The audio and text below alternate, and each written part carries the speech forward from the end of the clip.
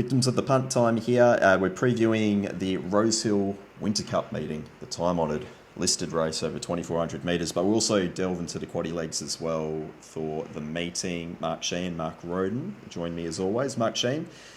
The meeting overall rails 6 metres for the most part. It's 1,350 metres to the winning post, 4 metres the remainder. Are you expecting anything in particular there for the Rosehill meeting?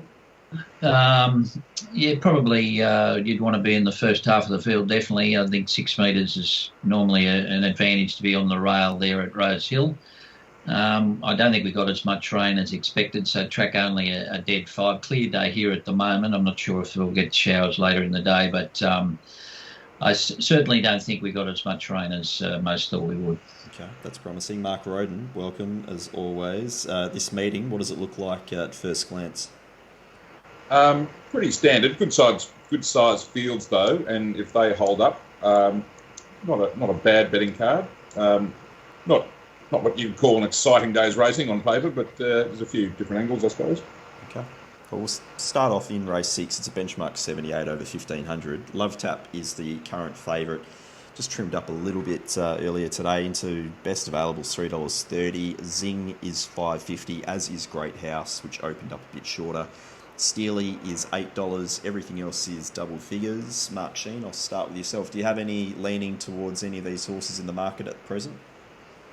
I thought Zing drew well to get a good run in transit here. Was very negative out of the barrier last start and got a long way back and made up good ground. I'd expect from barrier 3 that she'd position up a lot closer in the run, probably about 4th or 5th on the rail. So I think she can certainly run well here, so I've got her on top. Love Tap's a bit of a query. They did run fast time in that race at Doomben, but he'd only had one soft trial going into that, so he probably did have improvement in him, but just looked short enough to meet around that 340 mark, so I'm going with number 11, Zing. Air to Air's another one who comes in well at the weights, but she doesn't win all that often, and she'll be a long way back in the run, so probably the way the track plays would be important for her. Great House only had the one soft trial, and he'll probably be a long way back as well. Okay. Mark Rhoden, your thoughts there to start the quaddie? Yeah, very similar. Just the jockey engagements sort of clouded me up a bit. I wish Tommy Berry was on Zing. Don't know why he's not, to be honest. It looks the best chance from the stable in the race, especially after the map. That said, look, there's no denying Sam Clipperton's got a low strike rate, but this time of year there's a bit less depth in the jockey ranks in Sydney, so the race seems to just fall into his lap. So I think she'll get her chance, and I think she's good value at $5. Love Tap, yeah, I thought he could have done a bit more in Brisbane first up. I hope I'm not being I haven't confused myself by watching that other big grey one-paced slug Bethencourt at Warwick Farm on Wednesday, because there's a few similarities. I think Love Tap's a bit better horse than Bethencourt, but there's just a few similarities in their action, I think. So I hope I'm not towering Love Tap with that brush. But I think he's a chance in the race, but I don't think he should be favourite. I think he developed a bit of a reputation in the spring, starting favourite in some group races, and that might be feeding into his price a bit for tomorrow. That said, he does look in that well. But Zing looks the better value, and I agree, Air to Air was the other one. Just the racing style puts me off. And I think Great House is making the market here. He's got ability, but 1,500 just looks too short. I don't think he's got a turn of foot to win at this distance first up. He certainly looked like he had a turn of foot when he won second up in Sydney last prep, but they went really hard that day, and that may have been deceiving. I think he was just still rolling along at the one pace rather than showing acceleration. So I think 1,500 first up might be too short for him. Okay, that's fair. Let's have a look at this feature, the Winter Cup over 2,400 metres. It is a listed race. In terms of the market, Parry Sound, $3.50 is the best you're getting at the moment. Knight's Orders, $4.40. Stockman, $5. And then you're out to double figures. There's Inverloch at 11, Woogok at 12, and upwards for the rest there. Mark Shean, do you have any thoughts here in the feature? Look, I thought Stockman, I know he's on a 3-week in a row backup, but I thought he was pretty gallant in defeat last week with a big weight. This track should be something similar to what he raced on last Saturday. Looks to be decent pace in the race with Inverloch, Woogok, and also Knight's Order. So I don't think they'll loaf in the race. And even though he's drawn a bit wide, I think Abdullah can take him back from where he starts from 14 and just slot in the second half of the field, and with that solid tempo up front, hopefully there won't be any bias. I think bias is a bit overplayed in staying races, so I think he'll get his chance from the back of the field, and I'd like to be on him. Stockman, Parry Sound, probably short enough. He's got a chance, but I don't know if I could come at him at 340. Away from that, I don't know. Knight's Order looks short enough to me, so not overly fussed on him. Okay. Mark Rhoden, any thoughts there in the staying race? Yeah, Stockman for me too. Just I wish he'd drawn better to be super confident about him. I sort of made this mistake last week. I bet around No Compromise because of it looked to have a sticky map too, but they did run along in that race. I know that was Randwick and this is Rosehill, so there's a bit of a difference there. But there was a bit of speed in that race for a mile and a half race. They spread out and he got the perfect run, and he was really never going to lose. And he really did have the drop on Stockman and some weight off him too. So look, if Abdullah can give Stockman a similar run to that, I think he'll win, and I think $5 is a really good price. Second back up in a row, but he'll be hard and fit. He's got that 2,400 metre run under his belt now. I think they're both ticks. Parry Sound, I'm not sold on at 2,400 to be honest. He's won at the trip, but he was odds-on favourite in a midweek race and fell in that day. And I thought he peaked on his run in a race that, to the eye, looked run to suit for him last start. And, the mare, Polly Gray, was pulling away from him on the line, to be honest. He had his chance there, so I've got a slight knock on him at 2,400. Knight's Order and Woogok were ridden impatiently in that race. I thought Knight's Order fought on really well. Needs 2,400 metres at least. I think he will give a great side in front, but the market has tuned right into him. I couldn't get him as short as the market has. Inverloch, beat a good field in the Wagga Cup, but that was a peak for him. He was big odds that day. Whether he can back that up at 2,400, I'm not 100% sure. So Stockman for me, and just fingers crossed he gets in somewhere from that gate. Do you have any thoughts or any data on the New Zealand horse, the Good Fight? Heavy tracker, and if it was a heavy 10, I'd be entertaining him, but it's not. To be honest, his drier track figures don't seem to be good enough. He had a couple of runs in Sydney a couple of years ago. His runs were so-so. I think he ran in the Newcastle Cup from memory. He might have run about 6th or 7th, but he looks a bit one pace from memory. Okay. Let's have a look at the benchmark 94 over 1,800. Race 8, Muberries is favourite, around that $4.40 mark. Bottega is $6. Pandano, $5.50. You've got Mr. Dependable, $9.50. So's Lagrisa, Welsh legend Monsieur Sisu. They're both around $10. It's pretty wide open. Mark Shean, can you help me out here? No, I've just got the pin out here. This looks pretty tough. Look, I thought Welsh Legend would run a better race here on a drier track. I know it has a horrific barrier, but if it gets any sort of luck in the run, I thought it might run a race. I don't know what to do with Pandano, coming off a run at Scone, where he did get bottled up, so I think he can probably improve off that run. So they're the two that I'm looking at the moment. Bottega was probably in the worst part of the track at Scone on the inside. Got a bit of weight, but he could certainly bounce back.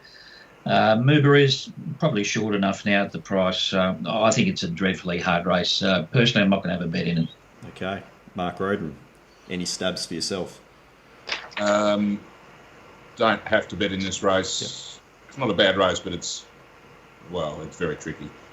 I thought Bottega, I've got Bottega on top, but I'm not going to be breaking my neck to get on it. Excuses for it at Scone. Actually, last time he raced over 1,800, he walked in at Randwick last year. He hasn't been tried over that trip since, so perhaps he's looking for it, but he does have to be taken a little bit on trust, I think. Pandano, who knows? I mean, he was really keyed up to win that provincial championship. He did have some excuses at Scone, but look, he may be over the top now. But they may not get him back after that autumn campaign that he was set for. Where after that, Mr. Dependable, I think there's a bit of competition for the lead, so that makes life hard for him. Muber is, he's up in class, down in weight. I think that might be a little bit overplayed in his price at the moment. Actually, I thought, look, if I was going to have a bet in the race, it might be on Milkman at 30 to 1. Ran on quite well, I thought. Not a bad race in Brisbane. Steps up to 1800. Chance on his best form, and Fluker's hope at 30 to 1, but it is that kind of race. Okay. Don't mind it.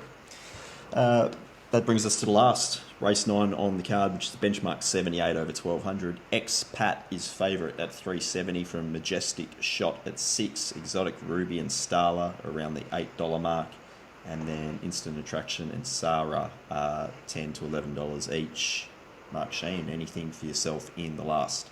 Oh, I think the way the track's playing will be important for this race. X-Pat will be able to probably get the lead on her own here, which she had to chase the other day, and I think she's a much better horse when she's in front and controlling. So if the track's favouring on paces, I think she's probably the one to beat under those circumstances.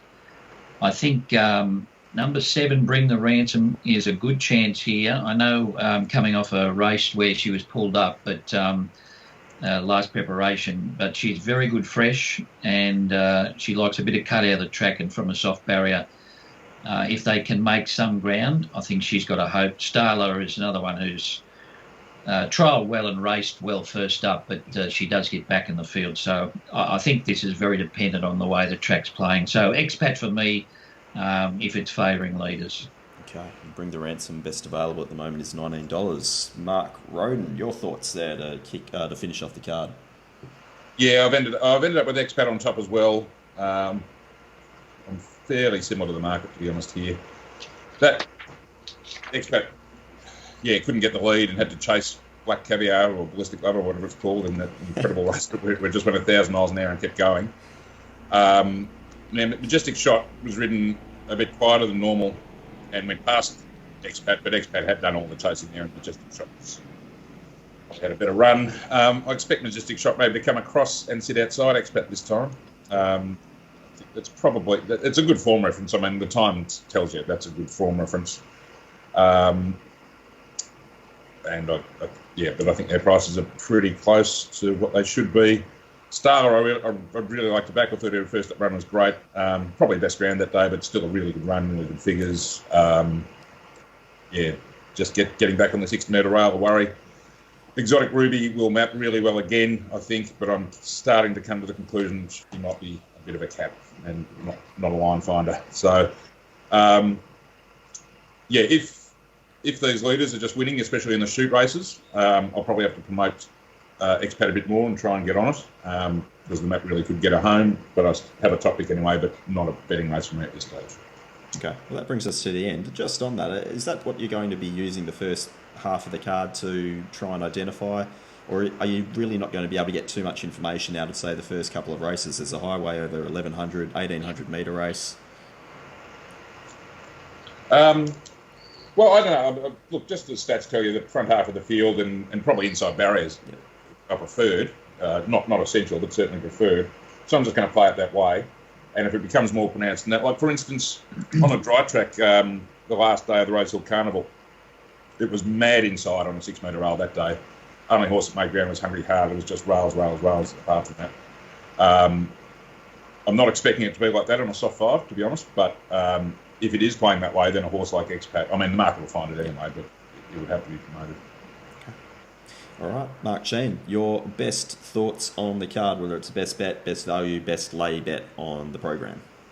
I've had something on Royal Zell in the first. I just couldn't get the difference with the price there with Cape Breton and Royal Zell. They clashed in a trial before they both raced, and there wasn't a lot between them. Cape Breton won midweek, but just seems very short to me. It's slightly in the red, and Royal Zell around the $4 mark. So I've had something on it. And I thought in race 5, he's a hot shot trial particularly well, and I'm encouraged that the track won't be too wet for him. So normally races well fresh, just depends on track pattern. Ramstein will probably be improved with a dry surface and the way the pattern of the racing should suit him. But I thought he's a hot shot if they can come from, 5th or 6th in the run. Away from that, I think those last couple of races are very tough, but Expat, if they're leading in the last, also hard to beat. Okay, very good. Mark Rhoden, your best on the program. Yeah, not a day I really want to stamp anything, but I think Zing's a good price. The runner's going to get it $5. Sure, beautiful. Sounds good. All right, thank you to you both. We'll catch up next week to preview the next Metropolitan meeting in Sydney. And until then, go well. See you, boys.